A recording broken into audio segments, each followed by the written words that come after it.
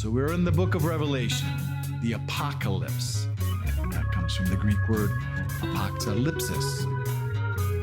It's time to change your world. It's time to let it go. The things you used to think, the things you used to know, they don't help you anymore. It's time to change your mind. If it's peace you want to find. This is Kurt Kaikkonen, pastor of Calvary Chapel, Waterford, at your neighborhood church. Today on Change Your World, we'll be in the book of Revelation. So grab your Bible. We'll be starting in chapter 14. It's time to change your world. You need to let it go. Oh, oh. So here in the 14th chapter, we're still in this intermission period where the seventh trumpet has already been blown, but the seven bowl judgments have not yet been poured out on the earth. Because like chapter 12 and 13, it's the same here with chapter 14, that we have this break in the action to fill us in with some of the details. But here in chapter 14, we are taken out of the chronological sequence where these events that we're going to talk about today, these will go all the way to the war of Armageddon. And so these events we're discussing, these are going to come after the bowl judgments, after the seven bowl judgments that we will talk about the next time we meet. So this overview, it's a different view. It's heaven's perspective of what will occur later in the book of Revelation. So last week, with the whole world under a one world government, with a one world ruler, and that leader was the Antichrist, a man who's possessed by Satan himself, who was that beast that John saw rising out of the sea. But the world here, it doesn't just have a one world government, but it also has a one world religion. And it's going to tolerate no other religion. So here, the church and state, they are no longer separated, but they're joined together under the Antichrist. And this religious part is being led by the other beast that we saw coming up out of the earth, which is also another man controlled by Satan, who scriptures calls the false prophet. And he instituted this idol worship with this image of the Antichrist, which was that beast that came out of the sea who was wounded by the sword and lived. But then this false prophet, he added this economic factor to guarantee absolute obedience to this Antichrist. So they had to take a mark of loyalty, and it's the Antichrist's name or his number, and it's permanently marking his followers. It's that 666. And if anyone will not worship the Antichrist, they will be killed. And if anyone will not receive his mark, they will be killed, and they'll be unable to purchase any of the necessities of life. And so now, as we start chapter 14, we find out what's happened to those 144,000 Jewish virgin male evangelists. And the last time we saw this 144,000, it was way back in chapter 7, and it was in the very beginning of their ministries. And we were told back then that their ministry would last 1,260 days. So it's going to last about 3.5 years. And now we're told that they're standing on Mount Zion with the Lamb. And we know that the Lamb is Jesus Christ. But we're not told how this 144,000 got there. So we don't know if they were martyred or they were raptured, or if maybe they had survived all the way up to the end of the tribulation through all the judgments and all that, because it doesn't say here. And it doesn't say that we see them standing in heaven at this time. It says that we see them standing with the Lamb, who is Jesus, on Mount Zion. And Mount Zion is one of the mountains in the city of Jerusalem. So it's a hill that's located just south of the Temple Mount. And there are two different views on this because there are two different Mount Zions. There is the earthly Mount Zion, but then there is also a heavenly Mount Zion, which is described in the book of Hebrews in chapter 12, verse 22. And this is what it says. It says, "But you have come to Mount Zion, and to the city of the living God, the heavenly Jerusalem, to an innumerable company of angels, to the general assembly and church of the firstborn who are registered in heaven." All right. So there are very good teachers on both sides of this. And if this is the heavenly Mount Zion, well, then if it's that, then this still could be during the tribulation period. And that would mean that these 144,000, they may have been martyred after they finished their ministries in the Lord, after their 1,260 days. And that would be much like how those two witnesses, how they were killed after they finished their ministries at the Temple Mount. And it's real possible that these 144,000 Jewish men, they'd been killed alongside of all these others who didn't receive the mark of the beast. Because we do see this 144,000 before the throne and before the living creatures and the elders and all the inhabitants of heaven. But on the other side of this, you have to realize that Mount Zion, well, it's mentioned 162 times in the Bible, and all of them, except for this one reference that we referenced in Hebrews, it was all talking about the Mount Zion that's found in Jerusalem. Except maybe the exception would be in Galatians 4:26, that may be referring to the heavenly Mount Zion. But every time they're speaking of the earthly Mount Zion. And if this is the case, and if this is the earthly Mount Zion, and this makes good sense because God did put a seal of protection on these 144,000 men, and we know that God can protect them, and we know that he's been protecting them all the way through this tribulation. So then this would be the period that would be when Jesus begins his reign in the city of Jerusalem as king. And so that would mean that these 144,000, that they have come through this tribulation period unharmed because of that seal of God where God placed his name on their forehead. And I'm not sure when God placed his name on their forehead that it was visible to all the people on the earth like the mark of the beast will be. But it really does seem to me that the Antichrist, when he's going around marking these people, that all he's trying to do is to imitate God by putting his name on people. But in this view, it means that Jesus meets these 144,000 after the War of Armageddon. And we do know that Jesus, he will be reigning from the city of Jerusalem for a 1,000-year period called the Millennial Kingdom. And Zion is actually an ancient name for the city of Jerusalem. So maybe at the end of the 144,000's 1,260-day ministry, knowing that their ministry had ended, that somehow they made their way to Jerusalem from wherever they were in the world to be with Jesus in Jerusalem, to reign with him in his earthly ministry. And there are two examples in Scripture, in the Old Testament, where we see this kind of view, where God had brought his people through the trials of judgment instead of removing them from the trials of judgment. So if you go all the way back to the book of Genesis, you have that man that was named Enoch. Enoch, representing the church, he was taken. He was raptured out of the earth.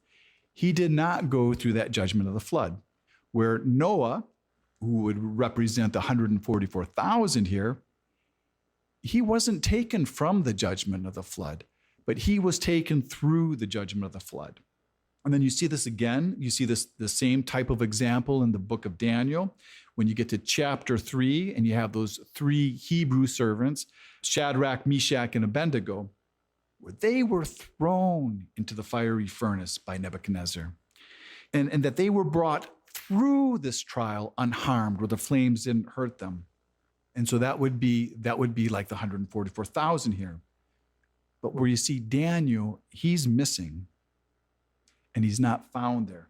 And you know that Daniel did not worship the image of Nebuchadnezzar, but he had been taken away from this trial. So there are two examples of how this could be like this. And so now we have this 144,000 standing with Jesus on Mount Zion. And then we hear this voice from heaven that describes it in the way God's voice is described, as many waters and as thunder. And then you hear all this harp music. And it's not clear here if these harpists are singing this song and that only the 144,000 could understand it and sing it, or that it's just the 144,000 singing the song. But the reason that nobody else can sing this song is because nobody else has gone through the same experiences as these 144,000 have gone through, going through this great tribulation the way they did. And most of the time, we read about a special song in Revelation, and you'll hear it from like a certain group of people, but we usually get the words to the song with it, and we get to read what they were singing. Here we don't. All we get to know is that they were singing, and it was a song for them to sing, but we have no idea what they sang. But to me, again, heaven sounds like a musical where there's always somebody breaking out in some kind of new song, because we'll read all through here. There's songs from the church, there's songs from the redeemed that only they can sing. And then you have those singing the songs of Moses, which means that they're Jewish and they're singing their songs. And then you see the elders singing songs, and you even see the four living creatures singing songs. And so you have all these distinctive groups singing their distinctive songs because of their distinctive differences. And there are 27 songs that are mentioned in the book of Revelations. And so sometimes here we're all singing together, and sometimes we only get to sing the choruses, and then other times we just get to listen. But what you never read about here is anybody clapping. You never hear anybody clapping and saying, hey, good job, or anybody taking any bows, because all the glory here goes to God and it goes to his son, Jesus, because they're the only ones in heaven who are the heroes, and they're the ones who are worthy of all this glory. But the thing is, there's always somebody singing, and the reason is because music is of God. And then it says these 144,000, they're redeemed, which means that they were sinners too, just like the rest of us who have been saved through Jesus and Jesus' death on the cross. And then it says that they haven't been defiled by women and that they're virgins. And in the Bible, the term virgin is usually almost exclusively used for women. But what this is telling us is that it's telling us that these are unmarried men. And so since they're unmarried men, that any relations that they would have with a woman, they would be defiling themselves. Because this is not saying that marital relations between a husband and a wife are any ways defiling. But these are unmarried men, and they had just come out of this world where sexual immorality has gone crazy and is at its peak. And these are real men. So they're just like other men. They're just like us, but none of them fell into any sexual sin. Not even one of them, because God started with 144,000 and he ended with 144,000. And they didn't fall into spiritual fornication either, because none of them worshiped the beast or bowed down to his image.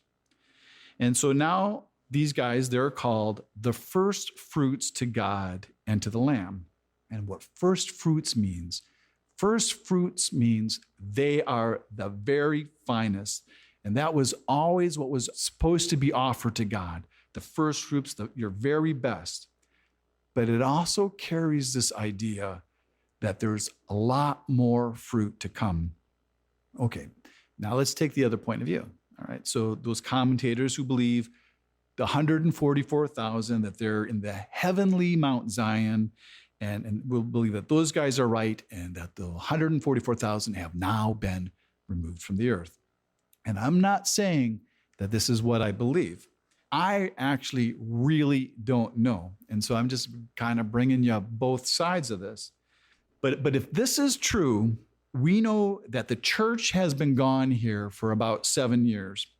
And those two witnesses of God, that they've been gone now for about 3.5 years from that midpoint of the tribulation. And so now you have the 144,000 gone. And then what you see here is that God, even at the very end, at this very last hour, he hasn't left himself without a witness on the earth.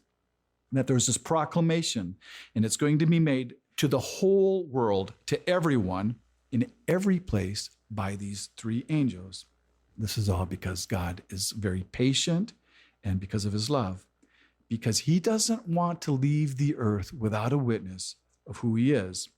And this is even after the whole world here, they're all shaking their fists at him while in the act of this spiritual fornication, not only of just idol worship, but this is Satan worship along beside all the other sins they're committing. And that God still, he's reaching out and he's doing this all while they're screaming at him of how much they hate him, how much they hate his Christ, and how much they hate his people. But God here, what he's doing is he's still inviting these people to come. He's inviting them to escape this living hell on earth that they're living in. And so now the first of these three angels, it says that he has the everlasting gospel to preach to those who dwell on the earth. And it says to every nation, tribe, tongue, and people. So this angel, he's multilingual, and it says that he has a loud voice.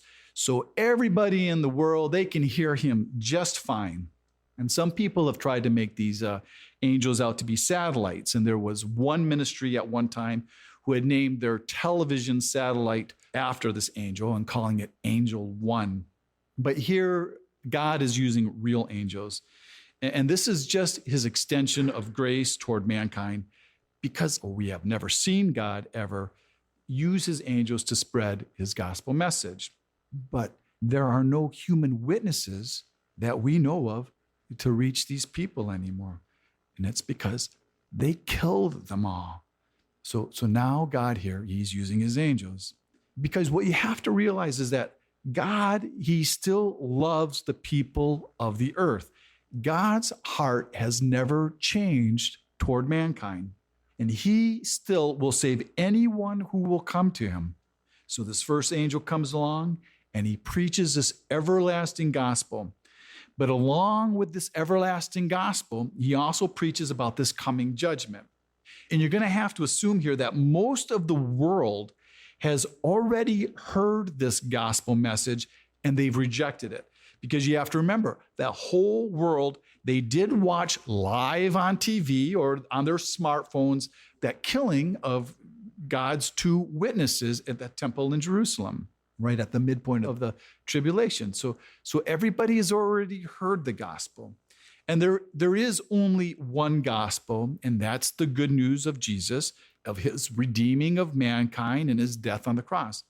But it doesn't say that this angel mentions any of that here. He doesn't say anything about Jesus' death or his resurrection, where this gospel here is just even a more basic gospel than that.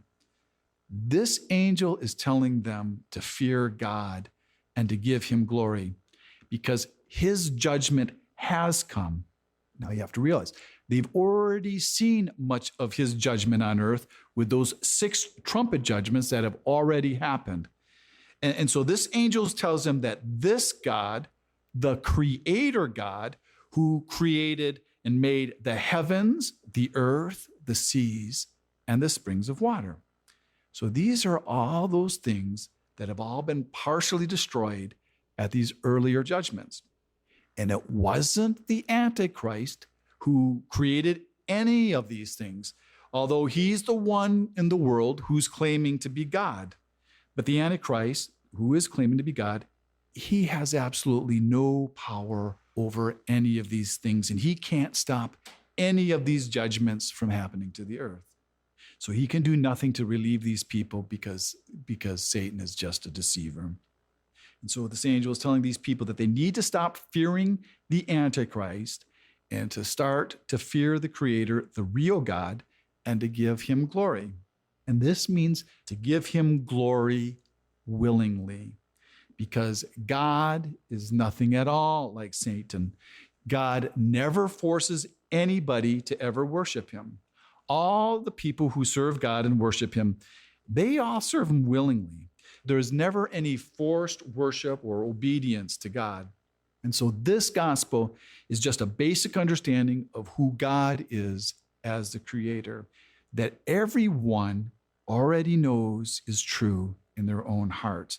And it's just like what it says in Romans, and this is what it says. It says, because what may be known of God is manifest in them, for God has shown it to them. For since the creation of the world, his invisible attributes are clearly seen, being understood by the things that are made, even his eternal power and Godhead, so they are without excuse. And this is the God that this angel is telling the people to worship. And he's telling them to change their mind and to worship him at this very last hour. And you have to realize this is also the last time that this word gospel is ever used in the Bible. Right? And with the preaching of this gospel by this angel, this also fulfills what Jesus declared in Matthew 24:14, that his gospel will be preached to all the world before his second coming. So you have to see here, God has never been dependent on man to preach his gospel to the world. He will even use angels if he has to or if he wants to. Right. And so now we have the second angel, right? And he's following the first angel. And this one says, Babylon is fallen, the great city, because she has made the nations drink of the wine of her wrath, of her fornication. And the use of the name Babylon, sometimes it only refers to a city, which is a city that's in modern day Iraq. But sometimes the name is used to describe a city or a nation that's fallen into idolatry and are living an immoral lifestyle. But here, the name Babylon is being used to describe all of the Antichrist's whole world structure. This is describing his whole organization. It's Babylon politically and religiously and economically, that all these things are going to fall even though they haven't seen it yet.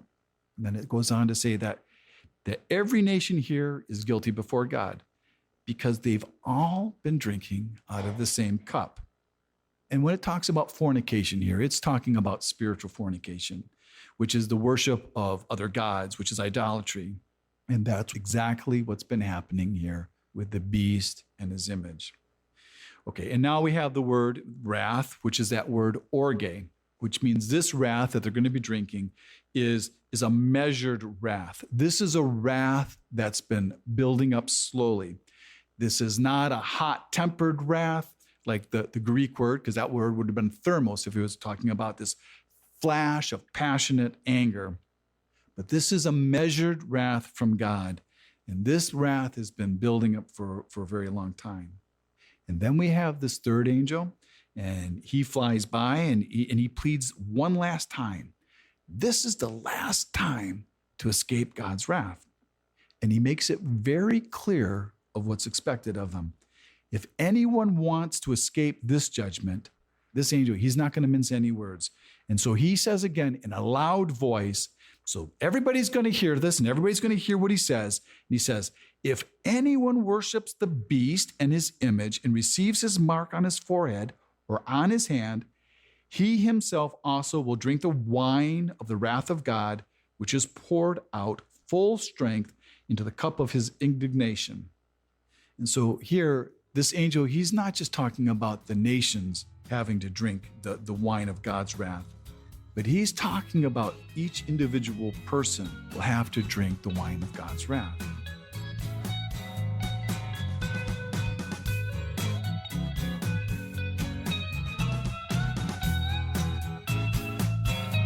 You need to change your world. You need to let it go. Oh. Thanks for listening to Change Your World. Change Your World is an outreach of Calvary Chapel Waterford and Your Neighborhood Church. If you're listening to Change Your World in the Detroit metro area, you can still make it to church today. And join us at 10 a.m. at Calvary Chapel Waterford, 183 South Winding Drive, Waterford, Michigan. We're competing with the Catholics. It's only an hour. All the donuts you can eat, and you don't have to believe a thing we say, but it could change your world. You need to change your world. The rest of today's message can be heard at yourneighborhoodchurch.org. So check us out and download the app. And until next week, remember,